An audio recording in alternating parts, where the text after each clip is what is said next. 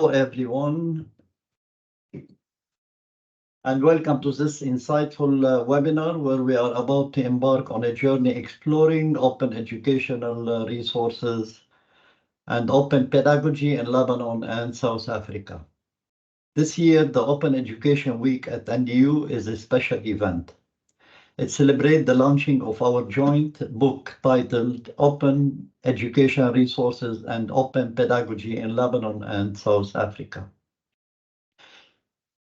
This book is the product of a scholarly collaborative venture involving scholars and champions in open education and open pedagogy in South Africa and Lebanon. Our collaborative effort is one of the many outcomes that advocate for widening access to open educational resources, forging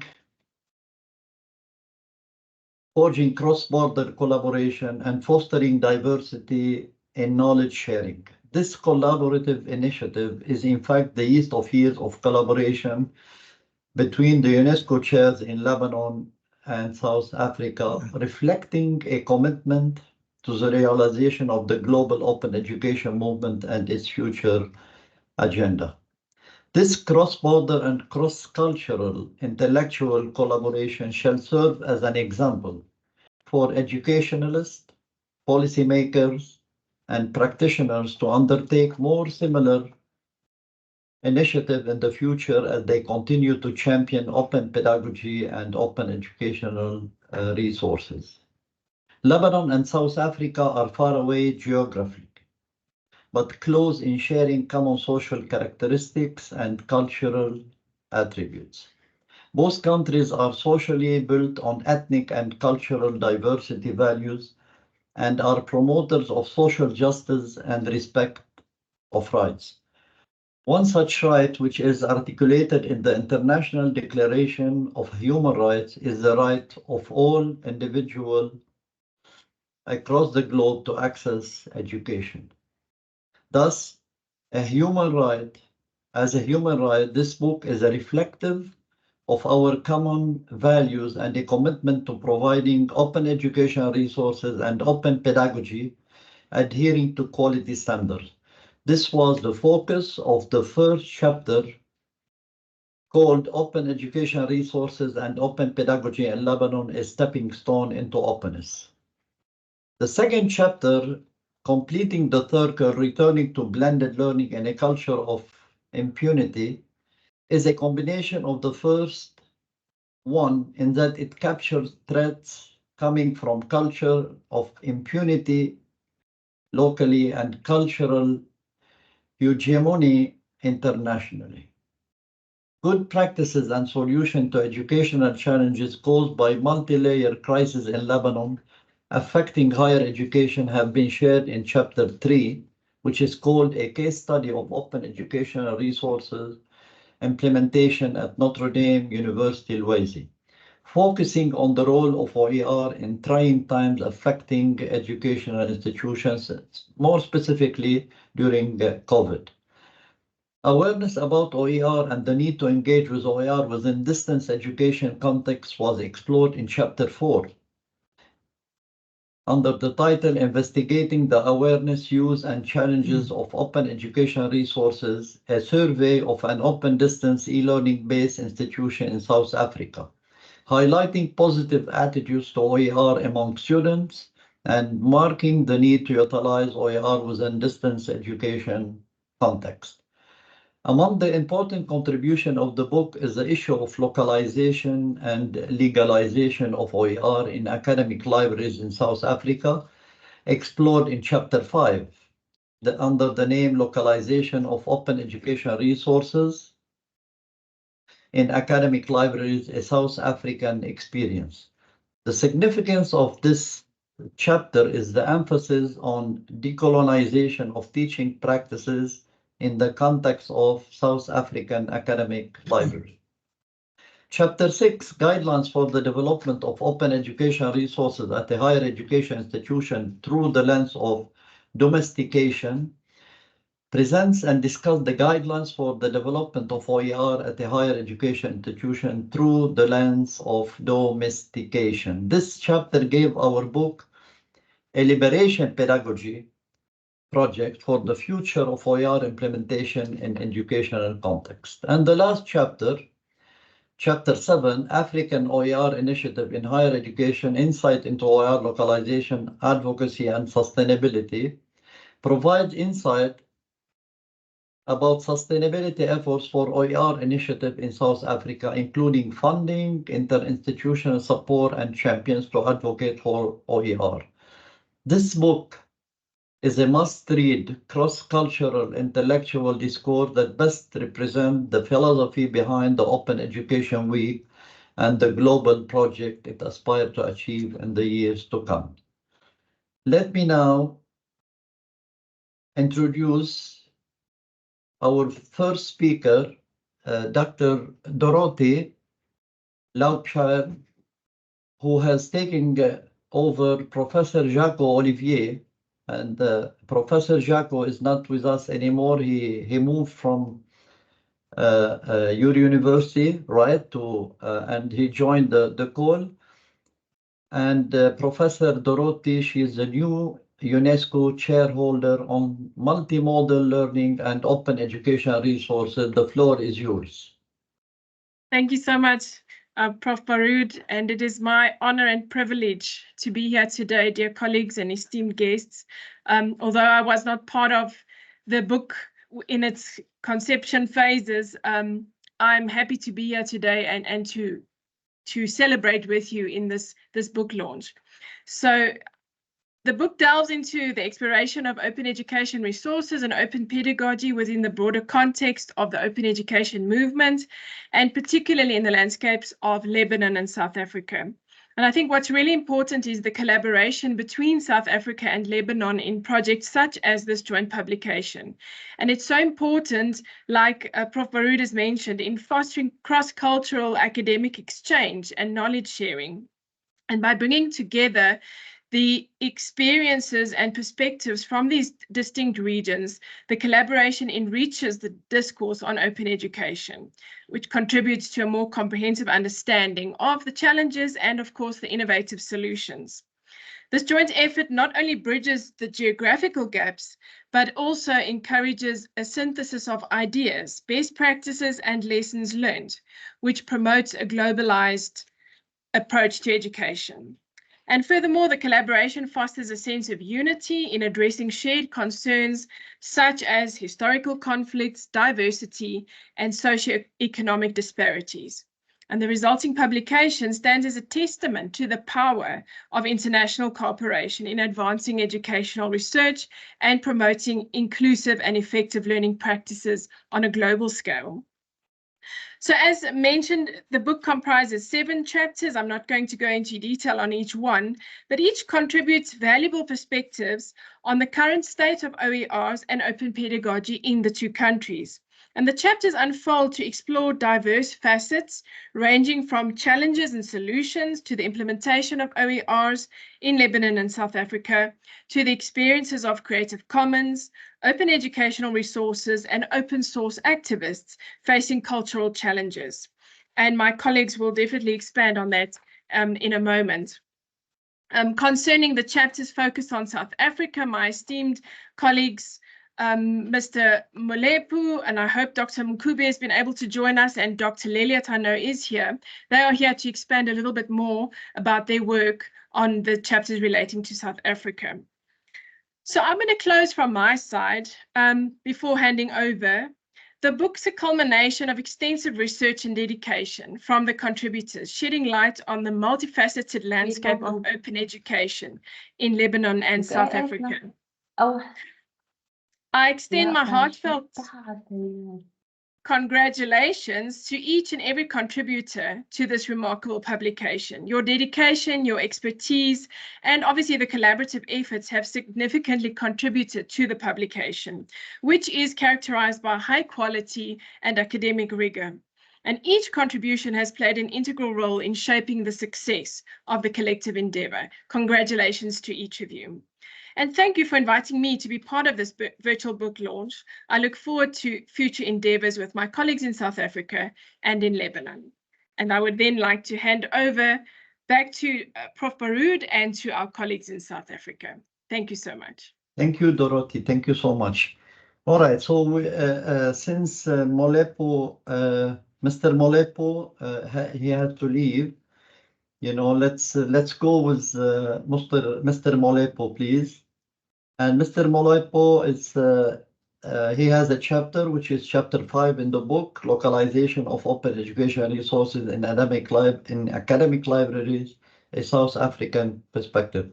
Mr. Molepo, the floor is yours. Thank you so much, Program Director, colleagues and esteemed guests for inviting me to this important book launch.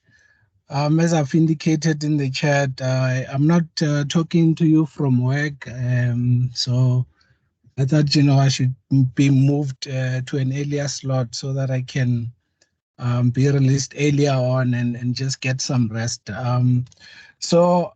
But, you know, I had to join this event because it's an important milestone in my scholarship. And I want to thank both the editors of the book and everyone who was involved, you know, for producing such an insightful publication, which I think will live on for a very long time. And it will help us in both countries to explore further the idea of open education, particularly open educational resources and open pedagogy.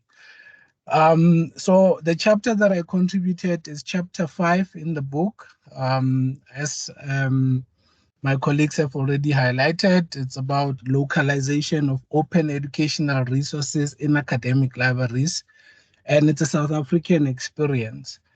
But I think it's important that I indicate from the onset that I did not train as an educator per se at university. I received my undergraduate and postgraduate training in a very rare discipline called information science. In some institutions, they refer to it as information studies, and some call it library and information science. So I've been working in academic libraries as a librarian for almost a decade now. And it was within the academic library space where I encountered, you know, very closely to the idea of open education, but particularly open educational resources. And I took a lot of interest in it. And this happened most recently at the University of the Free State, where I currently work as a librarian. So I started working at the University of the Free State Libraries in 2019, and in 2020, I was requested to oversee the open educational resources movement, because the university, even though it's a traditional university, they have already embraced, you know, this idea, this notion of open education, open access, and open educational resources. And we are seeing that perhaps in the near future, we'll be talking more about, you know, open pedagogy and trying to explore that concept.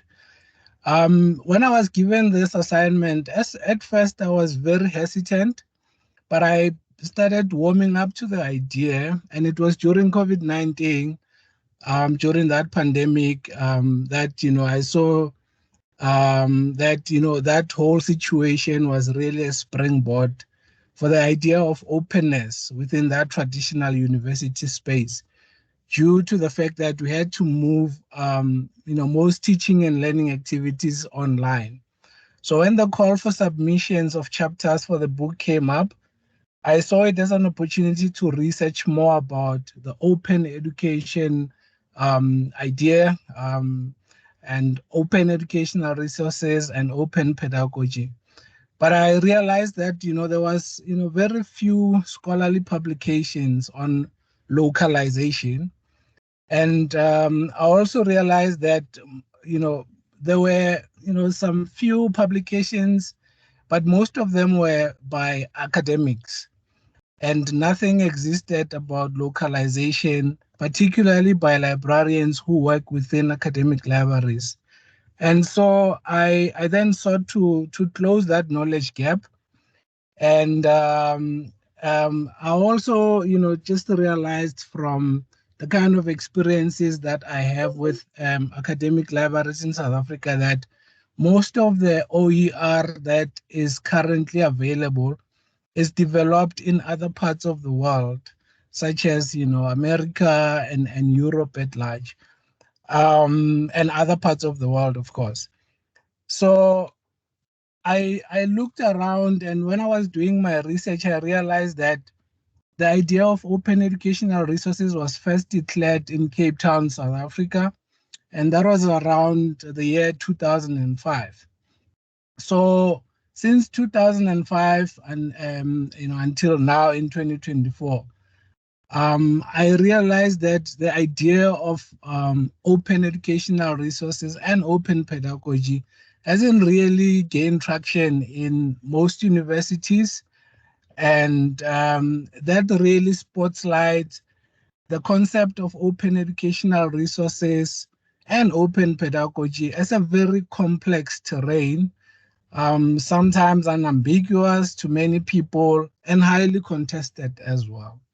It is therefore not surprising that there's still a lot of misunderstanding from where I'm sitting around open educational resources and how they can actually contribute to, creating more viable teaching and learning materials for students and society at large. So in most academic libraries, there is still a challenge of a heavy reliance on one-shot training sessions, in information literacy programs, which do not necessarily consider the role of the students and the experiences, the very diverse experiences that the students bring to the university space. So in brief, colleagues, I found that after doing much research for the chapter, I found that, there's a few universities currently in South Africa that are sensitized to the open educational resources movement, particularly its localization, which to me points to localization immaturity in a way. So colleagues, in closing, I have hope. I have very high hopes that the framework that I formulated within the chapter will assist particularly academic libraries to consider localizing what is currently there, the open educational resources that exist, so that we move towards OERs that are student-centered, and we also move towards a future where we can then start decolonizing the teaching practices of my fellow colleagues, which are mostly information professionals, specifically librarians, who also participate in teaching and learning activities in various teaching and learning divisions within academic libraries. So colleagues, on that note, that's what I wanted to share about my chapter. And I'm very grateful for this opportunity. And I want to thank everyone for having me here.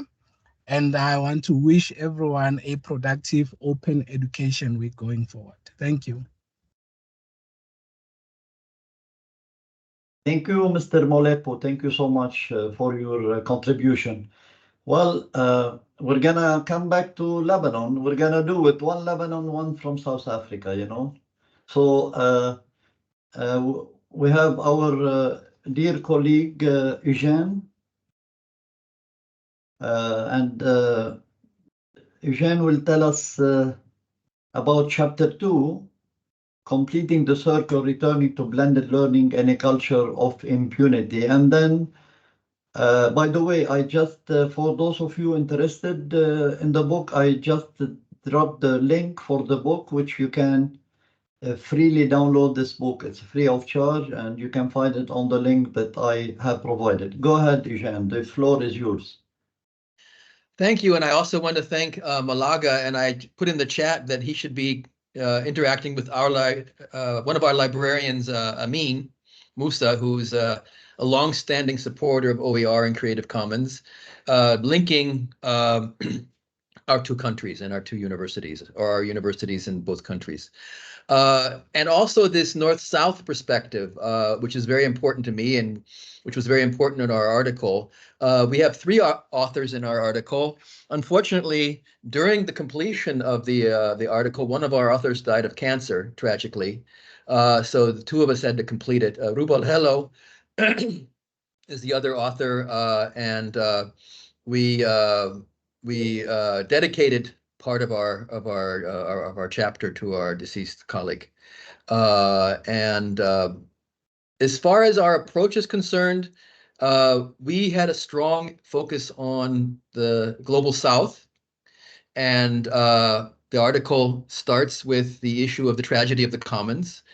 We had worked with Jaco in 2022 on an event during OER Week on open content creation.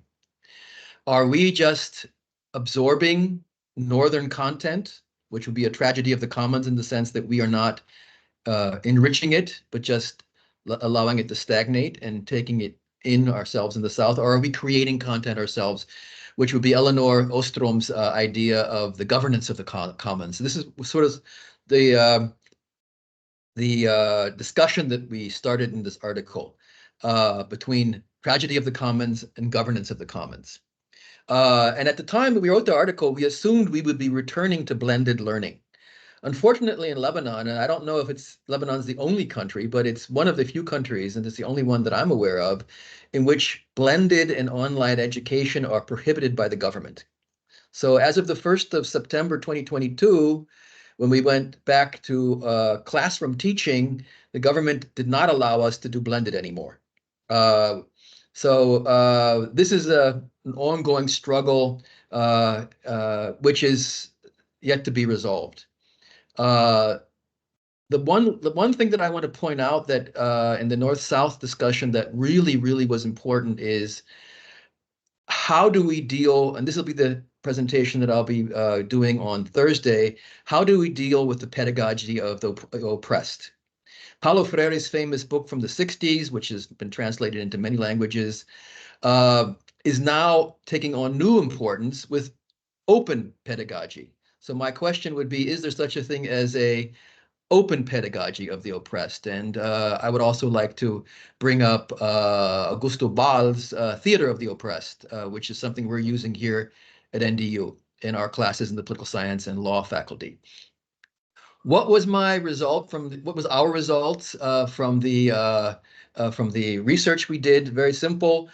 We are still optimistic. We think that although there is a weakness, and this is actually something where this discussion we had with South Africa in 2022 hit on this, there's still a tendency in the Global South to absorb, to passively use OER more than to create content. And from country to country, it's different, the level of content creation. I mean, even in the worst case scenarios, there is content creation, but to have a true dialogue between the North and the South, we have to be on par, and this is not happening. Why am I optimistic for Lebanon? Because there are a number of cases where universities are creating content, are creating repositories, repositories online for their professors and students to upload material. So in the end, in the conflict between the tragedy of the commons and the governance of the commons, Elinor Ostrom, I would say, although the governance is not winning, we have a fighting chance. Thank you. Thank you, Eugene. Thank you so much. And next, we have with us Dr. Leliot, Dr. Tony, and he will be telling us more about Chapter 7, the African OER initiatives in higher education. The floor is yours, Tony. Go ahead. You're welcome. Thank you. It's great to be part of this, also particularly in Open Education Week, That's great, and I hope to be able to join one or two of the activities later in the week. They look really interesting. So thank you so much for that. We were delighted to have been invited in 2021 to be part of this this book. We were invited by Jaco, and I think we should have woken Jaco up in Canada to make him part of this meeting. But if we didn't, we can get him to look at the recording of it, because of course it's the middle of the night for him right now. Yeah, right. I invited him already, but yeah, it's in the middle of the night, right? I know it is, and that's one of the reasons why one of our authors isn't here. She's also in Canada actually at the moment, and my other colleague Neil Butcher, he did respond. He's actually in Papua New Guinea of all places at the moment, and then we have one other colleague who's based in South Africa. So the four of us put this together, this chapter 7, and we've heard a little bit already from other colleagues here about localization, and that's what was the topic of our chapter. As you can see, it was insights into OER localization, but also advocacy and sustainability. And we actually carried out some research between over 2.5 years, between 2019 and 2022, that looked at 11 initiatives based in Africa, particularly in higher education, on OER and their influence on developing and supporting effective OER practices. So we carried out a piece of research that involved some short surveys, some desktop research, and interviews with the representatives of the 11 initiatives. And we developed case studies a case study from each of those initiatives. So that's one from each. We came up with 11 case studies, which are shown in the chapter. And we also produced an analytical report to draw those case studies together. And that's really what I want to just summarize here. We found really 3 significant themes around these initiatives. The first one, the process of OER localization did actually improve the number of contextually relevant educational materials. So that was good, because we've heard that there's a great deal coming from the global north and not enough from the global south. So increasing the number of those localized contextually relevant materials is good. We also sort of summarized some of the successes and challenges of OER advocacy. And I must say that those of us who are in the OER movement, we sort of sometimes question the need for advocacy because we think people know about them, but we've realized that they don't. So the idea of advocacy needs to continue certainly in the near future, as far as I can see. And then we looked at sustainability as well. And obviously that is always an issue for OER. But we looked at the various ways of funding that the initiatives used, and then support between institutions, which we think is very important to assist each other in that sustainability. And also we found that champions are crucial for sustaining and advocating for OER. So that's basically what we found, and it was a fascinating piece of research. And we think that now that this book is launched, we've already sent a copy to our funders earlier in the year, which is the Hewlett Foundation. But I've realized there are a number of other people who need to see this research, especially the research to do with librarians. And I actually sent a copy to the AFLIA, which is the African organization involved in library and information systems. But there are some others as well, especially in the partners we're working with across Africa. So again, thanks very much for us being part of this. And we're very happy to be part of this launch today. So thank you very much. Thank you, Tony. Thank you so much. Dorothy? Yes, Hello? Fawzi. Hi. Who's next from your side? Do we have Mankoube? Dr. Mankoube? I don't see him here, so I think you can continue with your colleagues, Fawzi. We have Dr. Kamal AbouChedid. He's supposed to talk about, hopefully he will join us. But, you know, he had another meeting, another virtual meeting. I guess from our side, if Kamal will join, we still have Kamal. If Does not, that mean you know, that 2 speakers are missing, Fawzi?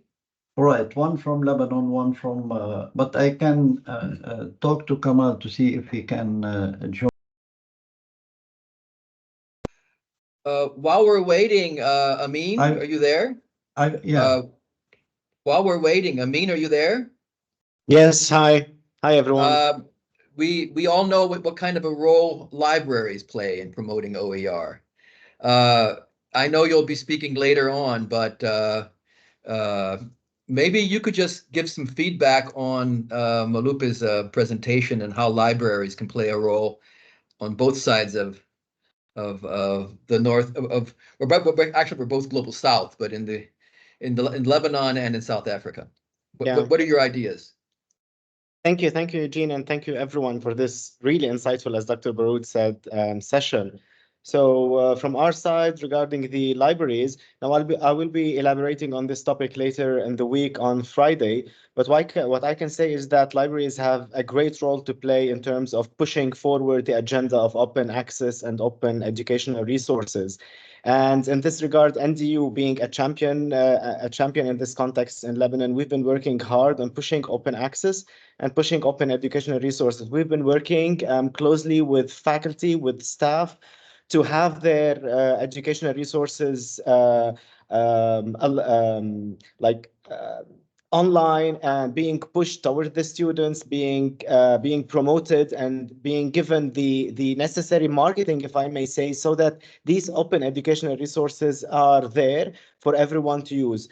For the library, we've been active in several projects, one of which is actually developing the institutional repository, which we regard very highly and which has been in great use among NDU staff, faculty, and students, and on which we actually upload many of our open resources, whether open educational resources or open publications and NDU output in terms of research, students' thesis, and faculty.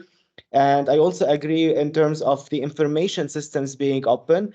In this regard as well, I'll be mentioning a new step forward, which NDU has taken in terms of adopting open resources. Most recently, we've adopted a new library information systems, which is open access, built on an open code platform. It's from EBSCO Folio. NDU is the first in Lebanon to take this path. It was a big step, and we decided to take it. And now NDU is the leader in Lebanon to use open platform from EBSCO, which is Folio, which is extremely advanced and has the latest technologies in library technology. As well, I could say about information systems being an advocate for open access. We've been publishing NDU output, which we call the NDU Press output. So that is being published in open format on the library website. It's downloadable. You could purchase copies, hard copies, if you want, but for digital and online, these are for free and these are available. I can say that we are supporting the open access movement at NDU and across Lebanon in a very, very strong way. We are strong advocates and we truly believe in pushing this agenda, the open access agenda. Eugene? Thank you, Dr. Baroud. Thank you. Is Dr. Kamal here now? Kamal, I called him. He's trying to join, you know, but okay. He thought he will finish earlier. He's trying to join, but we can open the floor for questions. Malaga a question. Are you still there? Is Malaga still there? Yeah, yes, I'm still here. Yeah. We have at NDU used the institutional repository as a platform. Oh, Kamal's here. Okay, good. I'll stop. Okay, we'll postpone your question since Dr. AbouChedid. Thank you, Dr. AbouChedid, for joining us. And thank you. Dr. AbouChedid, we co-author the chapter 1 about open education resources and open pedagogy in Lebanon, a stepping stone into openness. And I'll give you the floor, Dr. Kamal. Thank you so much, Dr. Baroud.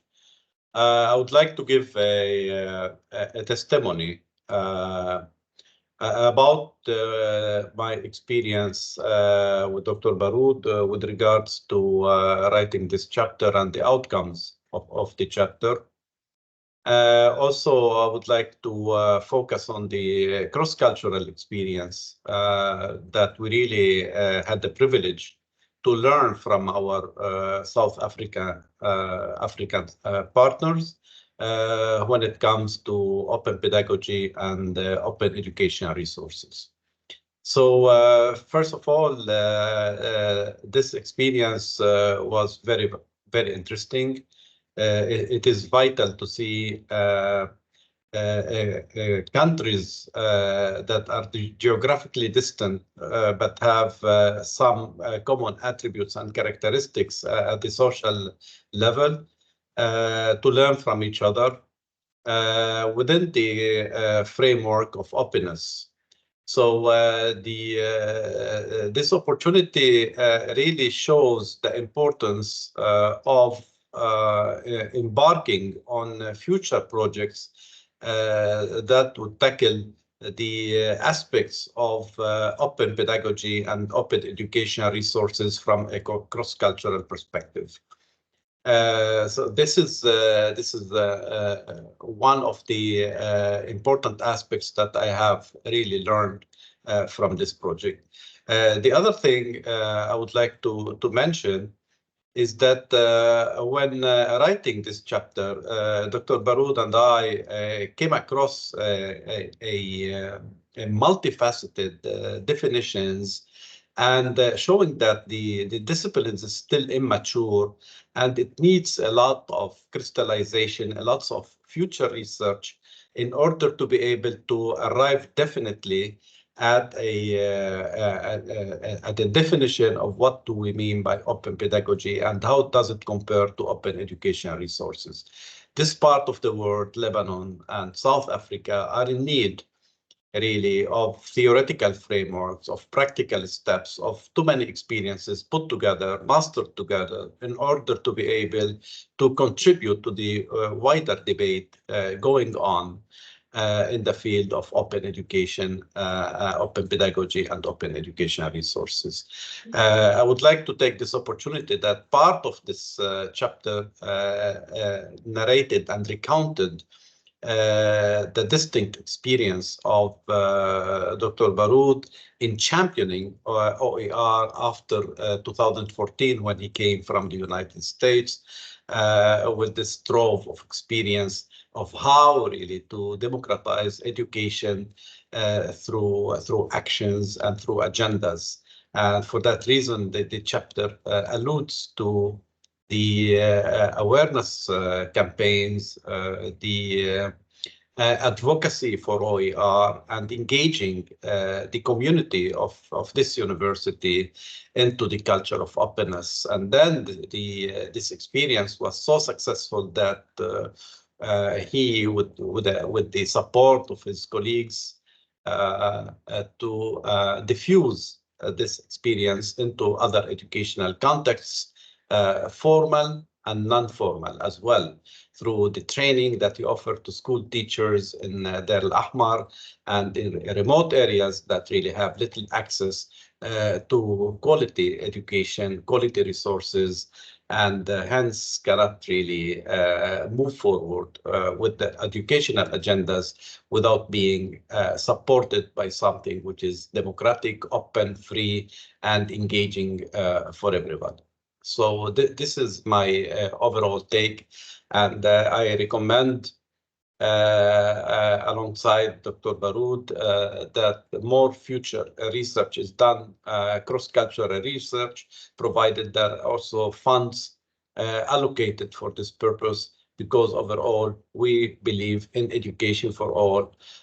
We believe in the Jomtain access of education to all, with the Dakar Declaration, with the International Human Rights Declaration, and all those sorts principles for widening access to all people, including those people in marginalized contexts. Thank you so much. Thank you, Dr. AbouChedid. Thank you so much for joining us. I know you have another important meeting, and thank you so much. And if you have just a couple of minutes more, if any question to Dr. AbouChedid, since he's still with us, because he has to go to his other meeting, I think. Any question for Dr. Kamal? Well, I had a question that I would like to place for him, but also for everybody else, is we're using at the moment as Amin mentioned, the institutional repository as the main platform for uploading class material that's created by our professors. How can we, and I would also like Malaga or anybody else who's had experience, how can we move beyond the IR to upload entire courses online at NDU? Is this question addressed to me as well? Yes, please. Since you're one of our... I export the question to the specialists, right. Yeah. Dr. Danny, Dr. Fawzi, because this is quite technical, right? Or yeah. Well, the thing, Eugene, is now we have our own institutional repository, as Amin was mentioning, at the university level, okay? But the thing is, we're working, as we're working on a policy at the university level. Once, this policy is approved, which is related to open education resources, stuff like that. So once this policy is approved by the governance board of the university, then, technically it shouldn't be a problem, to open up and upload the resources, worldwide, if you want to say it. But still, faculty members, anytime you talk to faculty members, they ask you about the policy and if we have any policy regarding this stage. And we are in the final stages of finalizing this policy. Okay. All right. Thank you, Dr. Kamal. Thank you so much. Thank you. Thank you so much. Us. And we will be joining the events tomorrow as well. Right. Thank you. Thank you, Dr. Kamal. Yeah, tomorrow, by the way, tomorrow we have another event, for our people in South Africa, our dear colleagues, if you would like to join. We have two presentations, one by Dr. Roger Nakad. He's Dean of the Faculty of Natural and Applied Science. He will be talking about his experience, about, integrating the math courses and open books, when it comes to math. And Dr. Sabra is with us here. He will also be talking about, his experience as the chairperson of the physics department, how he adopted open textbook for the physics department. And this is, Dr. Bassem is doing a great job in this respect. Okay. If you have any questions for our colleague in South Africa, we still have with us Dr. Tony is with us, and Dr. Tony is, I think, working a lot with the OER Africa thing. Am I right, Tony? That's right. Yes, I co-run OER Africa with Neil Butcher. And professional development stuff like that, right? Yeah. Yeah. And we've actually just written a small. We do communications once a month, and we've actually just written one about open textbooks for the global South. Mhm. So we do try to do things of interest each month. So yeah, Great. Yeah, as Dr. Kamal, and since Dorothy is with us now also, you know, we hope that we'll have more projects between Lebanon and South Africa in the future, you know, and we're ready for this collaboration at all levels. Eugene, do you have anything else you want to add? Yeah, I'm reading what Mahalaga, I'm pronouncing the name wrong, Yeah. wrote in the chat. Our experience is that when you create a course, I mean, Fawzi was so supportive back in 2014. We were able to record an entire semester. So we have the entire 14 lectures on the university IR, as well as on YouTube. Now, the students usually use the YouTube because it's a smaller file and easier to access. But then of course, you have the readings, you have the exercises, and there's no way to knit everything together in one package. If you go to American universities, their IR courses, when they're full-blown courses, everything is in one spot. And what we do, what we've done so far is we've put some of it on the IR, some of it we put on Facebook, some of it we put on YouTube, and then we link it together with the students. And this works, obviously, but it's not the solution. And my question was in South Africa, how do you move to full-blown courses where everything is in one spot? Or have you even done that so far in South Africa? All right, I'll take it you waiting for a response from me, Eugene. Thank you for that question. We haven't reached a stage where full-blown courses are being created for uploading on Figshare and other platforms. I think currently most of the teaching materials that exist are basically, you know, data sets from different research projects, you know, here and there, and then we've got people uploading other materials such as videos and PowerPoint slides and so on. But we haven't reached a stage where we have full-blown courses. So I find it very interesting that at NDU, you are already at a stage where you're creating full-blown courses and you are distributing them across various platforms. I think this is a challenge, as you are, you know, highlighting right there, because currently I mentioned in the chat that we have initiated a community engagement project. We are doing that via SharePoint, which is part of the Microsoft 365 package, because I think it's much more easier to engage the community, the university community, using that platform, because the content stays there, people can have access to it, and they can actually comment and like and ask questions and be part of the community of practice that we have initiated. So I would love to see a point where we come together and just to share those experiences going forward as well. If Thank I can you. do one follow-up question. Yeah, Malaga. Dorothy has a question. Oh, okay, sorry. Eugene. Yeah, because we have to wrap up, you know it. So, Dorothy. No, it's not a question really. I just want to echo what Mhlanga was saying. We also, it feels like our material is all over the place. We have some in the institutional repository.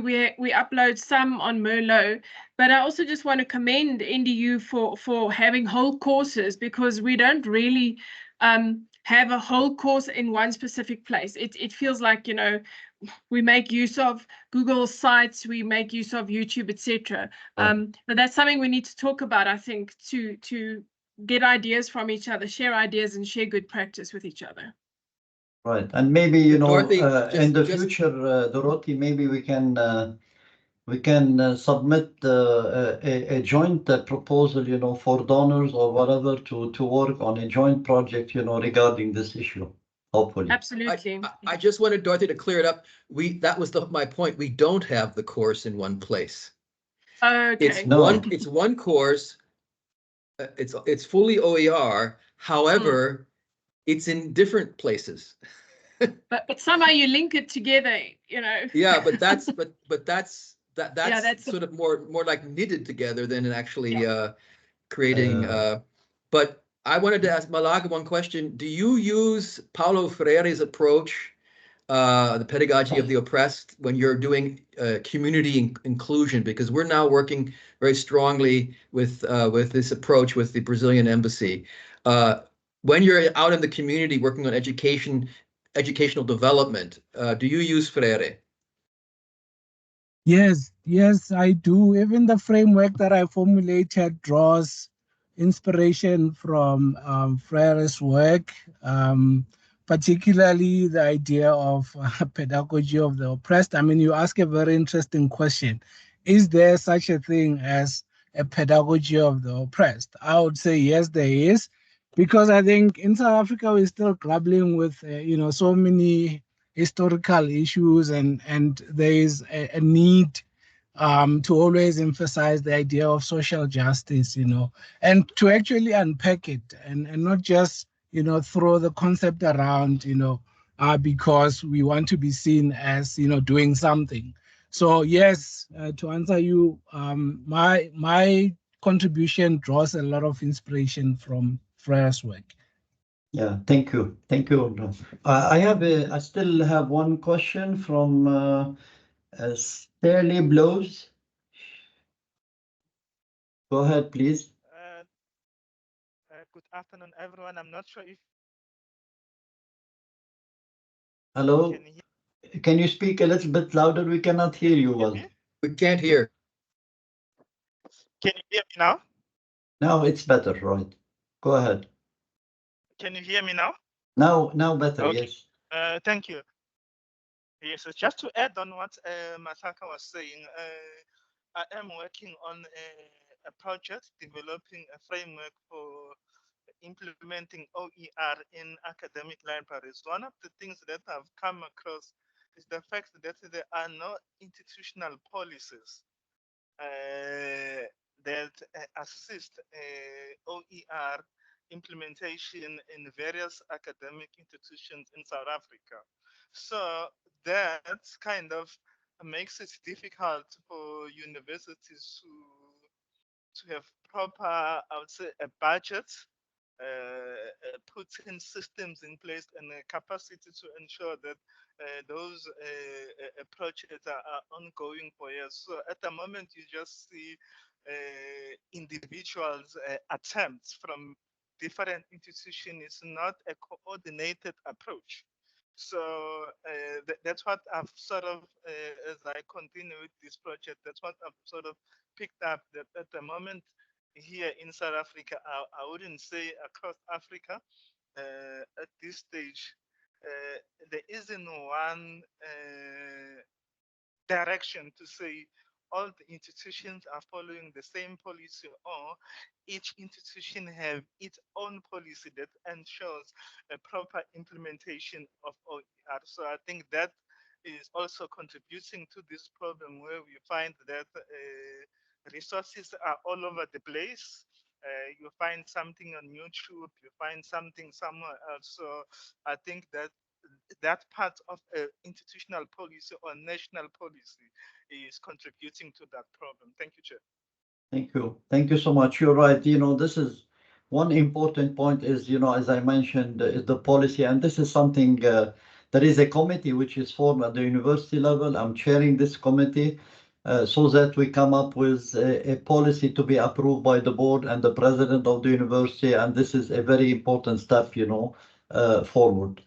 All right. So if I want to thank you all for today's webinar, and I guess we have no more questions. Thank you for our colleagues from South Africa for joining. And as I said before, we hope that future project, future collaboration will continue with Dr. Dorothy as a UNESCO chair. And I want to end up this webinar by, saying big hello to my colleague, the Jaco Olivier, with the ex UNESCO chair, who, I work with him on editing this book. Thank you so much all for this fruitful event, and we'll see you tomorrow the same time at NU with another topic about OER in the classroom. Thank you so much